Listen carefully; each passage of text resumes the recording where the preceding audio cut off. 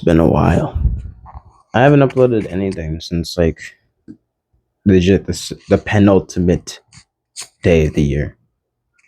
So yeah, it's been a while. But yeah, happy New Year, happy festivities, happy birthday to me. I'm 17 now, which means uh when I get my ID, I can go see movies in the theater by myself that are rated. And turn the face 'cause I'm like looking this way at you, but I'm not even looking at you. Because I'm not looking over here. So I'm just turn. Okay.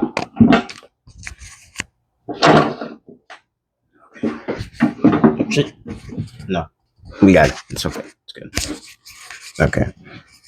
So being that today is the 20th, it's 4 days after my birthday, and I'm now a 17-year-old, which is it feels great. It feels great being 17 or whatever. It really doesn't feel that different at all. But that's how most birthdays go. I don't think anybody's like wakes up on their birthday and is like, yeah, man, already feels different.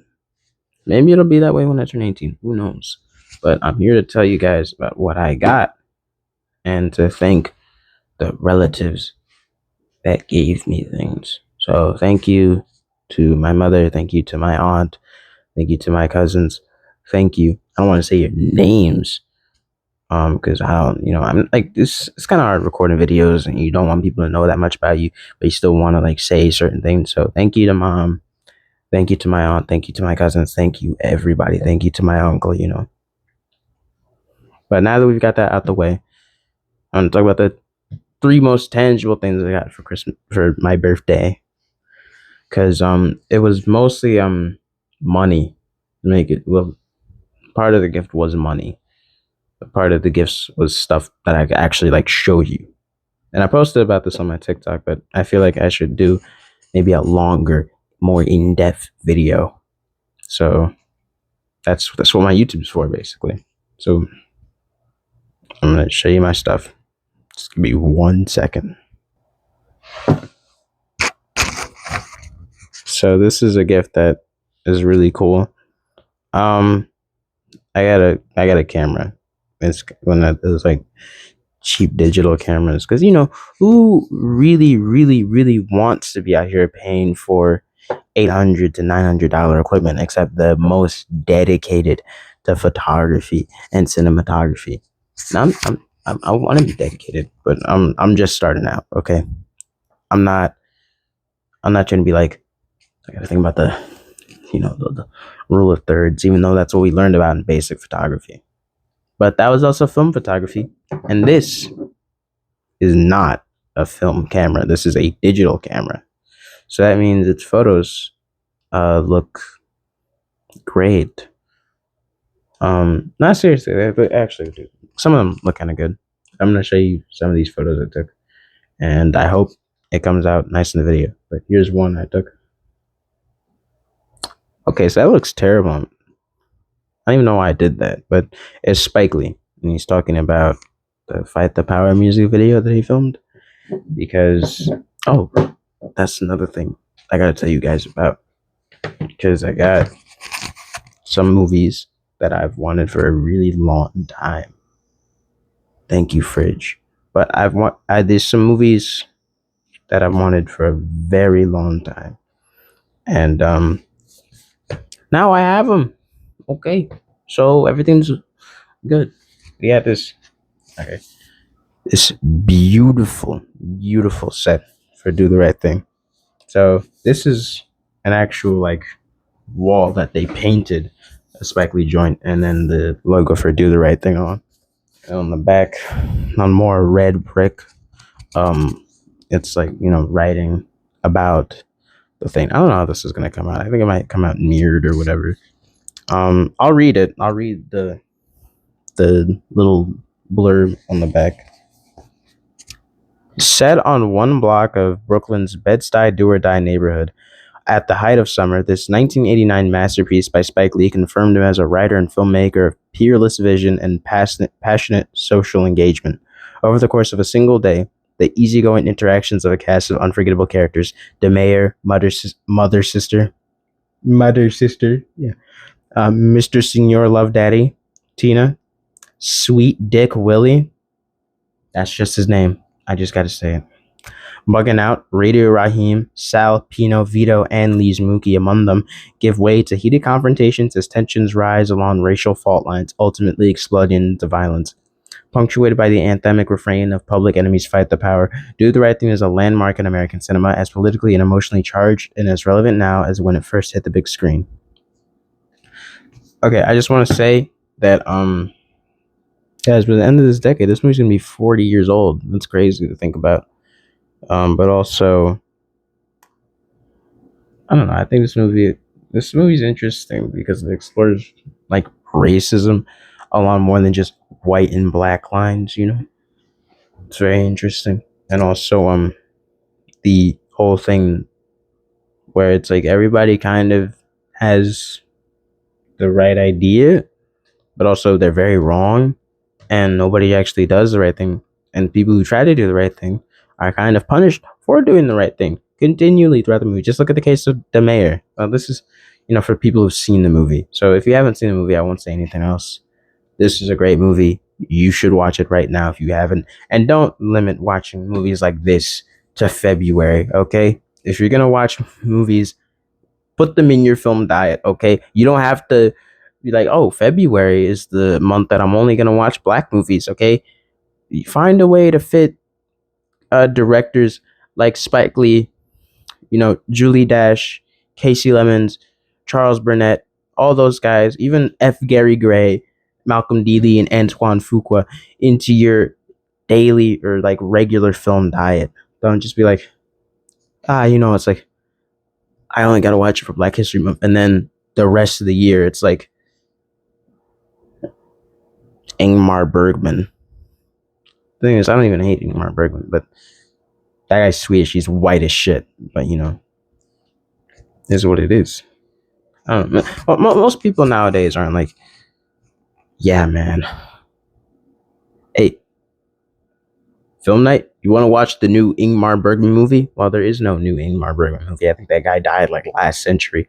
But also, not many people are willing to watch Swedish art house cinema. So, it's not just something you just casually throw on. It's like, yeah, man, my comfort movie, Through a Glass Darkly. My comfort movie, Summer with Monica, yo. No. Okay, and then here's a horror classic, Night of the Living Dead. This movie's awesome, and also an important film in terms of like La Black history, which it is almost February. But don't watch these movies only in. If you're gonna watch one of these movies not in February, it should be this one because Night of the Living Dead is a horror classic, and you should watch it literally every time you get the chance because it's just that good. It's just that good. But yeah, that's everything I got basically. I could go over the details of this camera. It's like you take pictures with it. In fact, I'm gonna take a picture right now. You guys are gonna see me take a picture, and I'm gonna put the flash on like small in this frame. I want you guys to see me when I do this. But yeah, I'm in the frame. I have it set at a film speed or ISO. I'll say ISO of 1600, which means that the image is dark. I don't remember.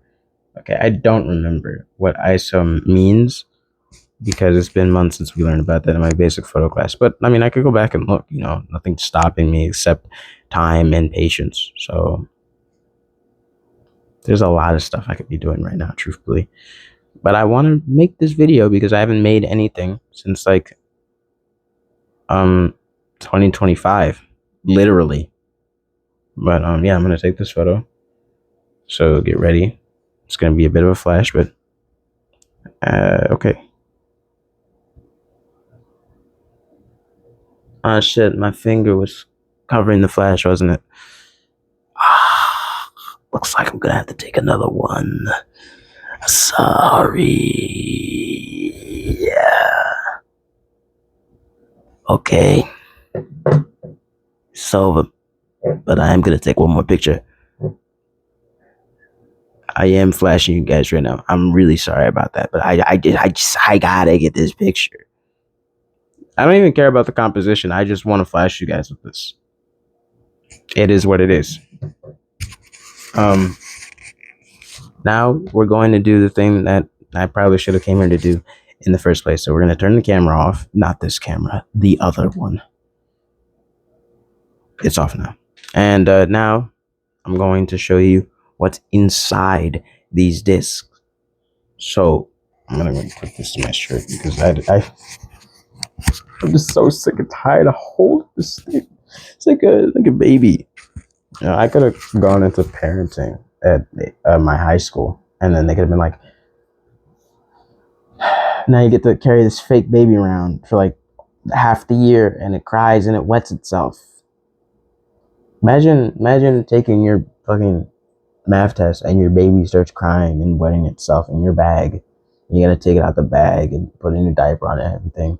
And then your math teacher takes you out to class and you're like, you know, you just fucking failed that test, right? And it's like, oh shoot. The baby, she's like, I don't care about the baby. Why do you have a baby in your bag? And it's like, it's not a real baby, it's my parenting class. It's like, why are you taking a parenting class? Fucking dork. And then math teacher just kicks you out and you just feel sad and lonely. And then you go home, I guess, and you know you failed that test. You probably failed the class, probably failed the whole year. You probably have to repeat the year, and then once you repeat the year, you have to parenting again. It's just an endless cycle. And I don't know where this is going. In the joke, and also the fact that I don't know where the joke is going. This is very, I didn't structure. It's not structured. Like almost every single one of my videos is just me rambling at my camera for 20 to 40 minutes. But we're going to start off with Night of the Living Dead because it's smaller. Okay. So I'm take out the little out inlet and I'm going to take out the discs. So don't tell me I already fucked up one of these. Okay. Here's this one. It's like the Ark of the Covenant. It's like beautiful, isn't it? Night of the Living Dead. And that one's less, it doesn't look like the front, but that's what Blu-ray 2 is for. And Blu-ray 1 has a movie and some commentaries. Blu-ray 2 shit. Just touched my fucking microphone. I'm so sorry you guys had to hear that. I'm gonna have to look at that. It's tragic. But yeah, this is this too. I'm gonna have to like change the way I have to set up. Yeah, just like do that. But this too, it is a movie, special features movie. It's like got this actually there's a pretty good interview on it with, you know, George A. Romero and the guy who directed Phantasm, Don Coscarelli. And that guy kind of had some things to say about, you know, making horror movies. It was like some CBS show, Tomorrow, with Dan Snyder. And it's like, I don't know, I just recognize the name Snyder. I just realized I put these back in and I want to take them out so I can show you guys the interior art on this thing. Sometimes I amaze even myself. Okay, so this is the art in the interior. It's just beautiful when you get the phone camera in it. But like, yeah, just like appreciate this art. It's like there's zombies with holes in their hands. Zombies, they're awesome. I was watching part of this with my mom the other day. She doesn't like horror movies. She's coming in here. No, she's not. I think she's going to use the bathroom. It'd be a shame if she did because she'd be completely interrupting my flow. But I'd still appreciate her presence. It would just kind of be a weird interruption. Same way, you know, like, you when you got stuff you have going on, I won't say what it is, but it's stuff you got going on, and then your mom just walks in your room and it's like, okay, you kind of interrupted me. I want you to leave. But, you know, at the same time, it's like, it's disrespectful to say that. So it's like, don't say it. But also, it's what you feel sometimes. Sometimes you can't hide what you feel. You just don't verbalize it. And I just verbalized it. And my mom's definitely going to watch this video. Stay tuned on that. I feel like a cold sweat over my body when I film these. It's weird. Okay, so here's the weirdest special feature. I finally got another one of these Criterion things with a poster. But the catch is that this is the poster. Oh, she's here. Okay, my mom's in the living room. But yeah, this is the poster. It's the little zombie girl from the movie. However, I don't feel comfortable putting up a poster of some random white girl who looks like she's going to eat me up in my room. Because if I'm being honest, it's just kind of weird. Mom was saying don't put it up because doesn't want to bring negative spirits into my room or whatever. Sure, yeah, I'm gonna get eaten alive by a zombie in my sleep. I just don't believe that that's gonna happen if I do put this up. I just think it's weird because it's a little girl, and I don't want people thinking things about me, especially since I'm newly 17 and this girl's like fucking what 11 or 12. There are certain things that you kind of have to avoid in this life, and doing weird shit like hanging this up in your room is one of them, despite the potential reference that some people may get. There's an essay on the back of this, and this is going to be one of those essays that I actually read because I haven't hung it up in my room. But it's cool. This is the older of the two Criterion releases. I say older even though the Do the Right Thing actually came out on DVD from the Criterion Collection in like 2000 or whatever. Night of the Living Dead came out on Blu-ray in 2017. And then this newer version of Do the Right Thing with a new remaster that looks just so beautiful. Like, that's what I think of when I think of good film masters or whatever. Okay, is the Criterion version of this movie. Or the Amazon Prime. That one looked really great too. Yeah, Amazon Prime. I wonder if they took that from the Criterion, or because there was also like another Blu-ray that came out of this movie a few years ago after this Criterion Blu-ray, and I don't know, but I think it might be the same. I'm not sure. But yeah, speaking of this is the box. It's really awesome. I'm gonna turn up the saturation on this video so maybe you guys can see more clearly the vibrant popping reds in this, because like it's like Spike Lee's, this movie in particular is like really colorful. Okay, so here's Mookie at Sal's Famous Pizzeria. So at the beginning of the day, I presume. Here's Radio Raheem and some of the Latinos on the back. That's another example of the non-black white racial tension in the movie, because there's also a thing going on between the blacks and the Latinos. I'm sorry for using the blacks, but it is what it is. Then there's this massive booklet. Like, look at this. It's like, this thing is, I don't know, because now I gotta read the pages. I think I came to the conclusion that it was, dude, it's 107 pages without, like, you know, the photos and everything in here.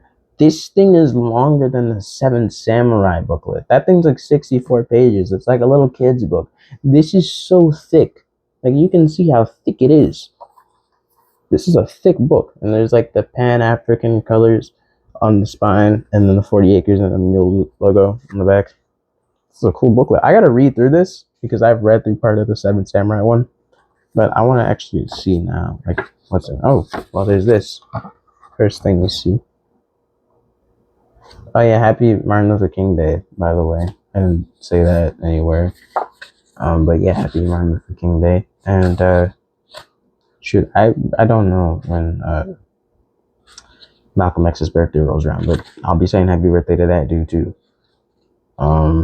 Okay, so there's this cool picture of Spike in front of the three guys who sit in front of the giant red brick building at the movie.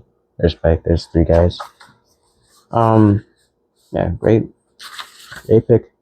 Oh, Walking in Stereo. Let's not do it. Oh yeah, Director's Journal by Spike Lee. Oh, it's a journal. I don't want to read that journal right now. But yeah, man, it's great. Let me see. It's genuinely one of the best like special edition like DVDs I've ever seen in my life. Like this is like peak home media right here. I'm gonna show you this one and then I'll show you this too. This one is designed in a way that I feel like it's kind of a pain in the ass. I feel like I've already scratched out the DVD a little bit. That's just great. I love life and all of its mysteries and adventures. But here's this one. Okay, I don't want to obscure the artwork, but I also really do not want to touch. I don't want to touch the back of these. So yeah, this one, it's got the C on it, like most every single Criterion disc. But it's also incorporated into another design, which is really awesome, as some people say, like me. Here's the second disc design. Still got the C, but it's also got love and hate, like on Radio Raheem's. If it's there's like thing, it's like a little ring thing he wears. I don't know. I don't know. It's jewelry. It's jewelry, I think. But it's cool because you can tell Spike Lee is a huge fan of The Night of the Hunter because that scene is basically ripped from that movie. Not verbatim. Of course, he changes some shit up, but it's like, yeah, it's a great movie. Something to be ripping stuff from. Rip from that. Rip from The Night of the Hunter. That's a good movie. Um. Oh wait, I didn't show you guys the background artwork. Okay. I just hit the mic again. I'm so sorry if this sounds terrible. But yeah, here's the background artwork. It's beautiful. There's some other characters in the movie. There's Smiley, the mentally disabled. I'm not gonna say the other word. Guy who hands out those pictures of Martin and Malcolm. There's the Korean store owners who are nearly as racist as the ones in Menace to Society, and for this, they do not get shot and killed and robbed, which is great. It's awesome. Spike Lee's real life sister playing his movie sister in this, and bugging out. The whole thing starts because this guy's like, "How come you ain't got no brothers up on the wall?" And the funny thing is that Giancarlo Esposito is one of the most Italian names of all time, and it's because he's Italian. He's an Italian man. He's also black. He's a Italian, like battalion, but blah Italian. I'm here all week, but yeah. It's good. It's good. It's a good set. It's a good set. I was watching the press conference they did at the Cannes Film Festival or whatever in like the lead up to the film's release. I wonder if this computer for the Palme d'Or. I have to see.